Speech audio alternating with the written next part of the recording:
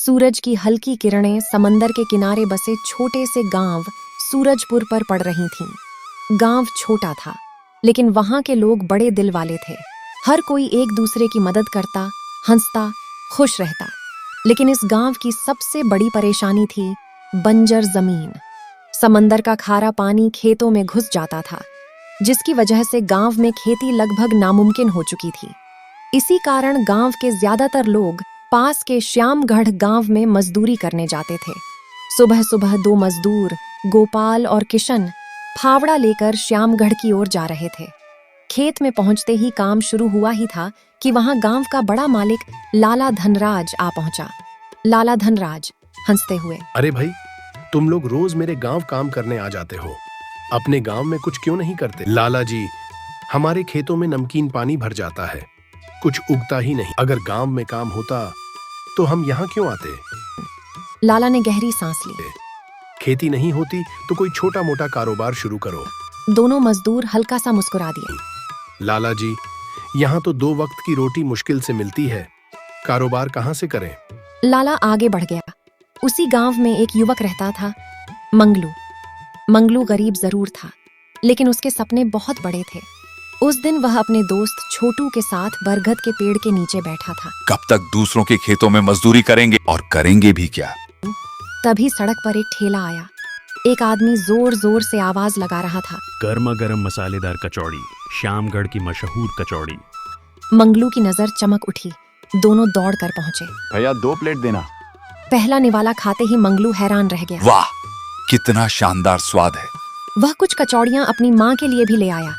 घर पहुंचते ही बोला, माँ जल्दी खाओ, बहुत मशहूर कचौड़ी है। अरे बेटा, कह देता तो मैं घर पर ही बना देती।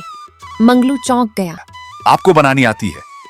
तेरे नाना का पहले नाश्ते का ठेला था, उन्हीं से सीखा था।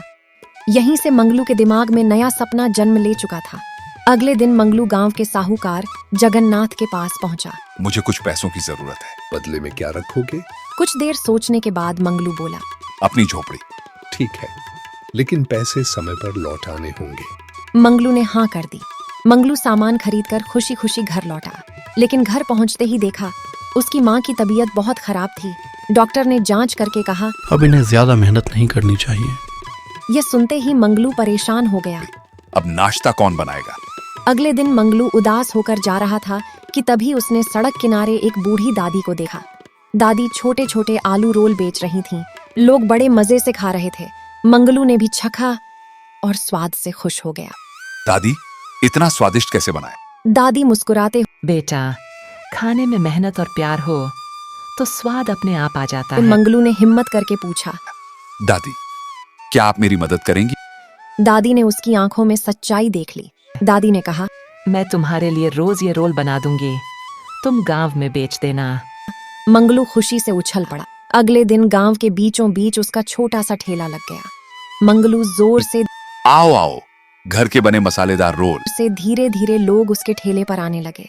एक ग्राहक आया, फिर दूसरा, फिर तीसरा। कुछ ही देर में पूरा ठेला खाली हो गया। कुछ महीनों बाद मंगलू गांव का सबसे मशहूर नाश्ता बेचने वाला बन चुका था। उसने धीरे धीरे साहूकार का सारा कर्ज चुका दिया। अब गांव के दूसरे लोग भी प्रेरित होने लगे। किसी ने चाय बेचना शुरू किया, किसी ने मिठाई, किसी ने सब्जी का व्यापार। धीरे धीरे पूरा गांव बदल गया। एक दिन गांव वालों ने कहा, मंगलू, तूने पूरे गांव की जिंदगी बदल दी। मुश्किलें रास्ता रोक सकती हैं, लेकिन मेहनत करने वालों को नहीं। और इसी के साथ एक गरीब मजदूर ने अपने सपनों और मेहनत से पूरे गांव की तकदीर बदल दी।